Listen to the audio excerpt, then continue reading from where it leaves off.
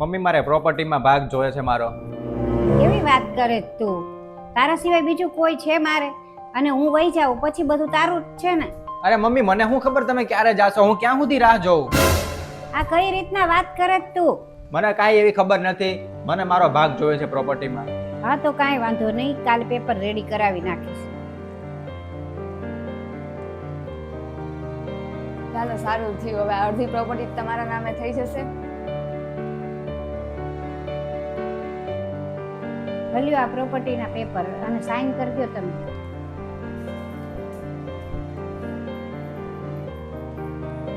એટલે તું સહી કરી દે. મેં તારું નામ નોમિનીમાં રાખ્યું છે. મને કાંઈ થઈ જશે ને તો તારા નામે થઈ જશે બધું. અને મારે એક વિડીયો જોવે છે કે આ જે સાઈન તમે કરી એ તમે તમારી મરજીથી કરી છે, કોઈ જાતના દબાણ વિના તમે કરી છે, એનો એક વિડીયો લઈ લો. આ કાગળ ઉપર મેં મારી મરજીથી સાઈન કરી છે, કોઈના કહેવાથી કોઈના દબાણથી મેં સાઈન નથી કરી. મેં આ સાઈન મારી મરજીથી કરી છે, કોઈના દબાવમાં આવીને નથી કરી. સારું.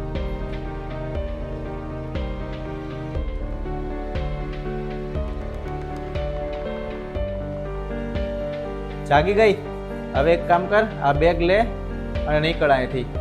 શું બોલો છો તમે? આ તને શું લાગ્યું કે તું અમારી યાર રમત રમીશ ને અમને કઈ ખબર નહીં પડે એમ? એકવાર એના મમ્મીની પ્રોપર્ટી આના નામે થઈ જાય ને પછી ડિવોર્સ આપી દો. અત્યારે ડિવોર્સ લેવાનો કોઈ ફાયદો જ નથી ને, એના નામે કઈ છે જ નહીં.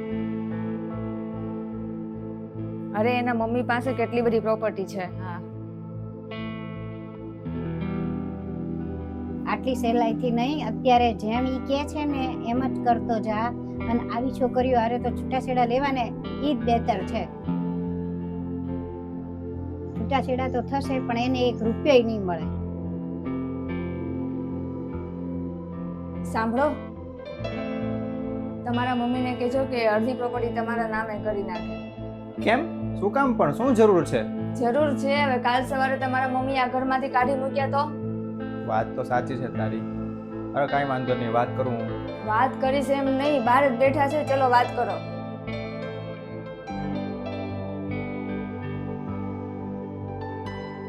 તારું બધું નાટક પૂરું થઈ ગયું છે, એટલે હવે આ તું બેગ ઉપાડ અને નીકળ અહીંથી તારા ઘરે. અને જે તે ઓલા પ્રોપર્ટીના પેપર ઉપર જે સહી કરી હતી ને, એ પ્રોપર્ટીના પેપર નહોતા, એ છૂટાછેડાના પેપર હતા. અને એમાં લખ્યું હતું કે તારે કોઈ પણ એક રૂપિયો નથી જોતો આમાંથી. અને તને તો યાદ જ હશે ને કે મમ્મીએ એક વિડીયો લીધો હતો કે જેમાં તે કીધું હતું કે આ હું સહી કોઈના દબાણથી કે કોઈ રીતે એવું નથી કરતી, હું મારી મરજીથી સહી કરું છું. એટલું બરોબર છે અમારી માટે. હવે બેગ ઉપાડો અને નીકળો.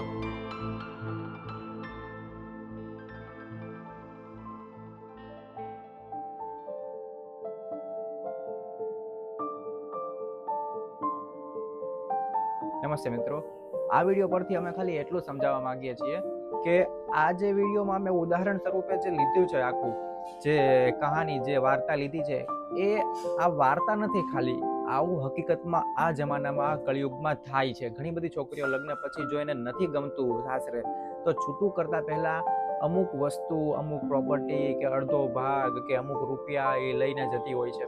તો એ લેતા પહેલા એકવાર વિચાર કરવો જોઈએ કે જે એને કમાણી કરી છે, જે રીતે મહેનત કરીને ભેગું કર્યું છે, એ ઘણા સમયથી, ઘણા વર્ષોથી એ મહેનત કરીને ભેગું કરતા હતા, અને તમે એક ઝાટકામાં લઈને જતા રહ્યો છો, તો એના ઉપર શું વીતે છે. હવે એવું કરતા પહેલા તમે એકવાર વિચાર કરજો કે સામેવાળા ઉપર શું વીતશે અને એનું ભવિષ્ય કેવું થશે. બરોબર? બાકી તમને વિડીયો ગમ્યો હોય તો લાઈક, શેર, કમેન્ટ અને સબસ્ક્રાઇબ કરજો.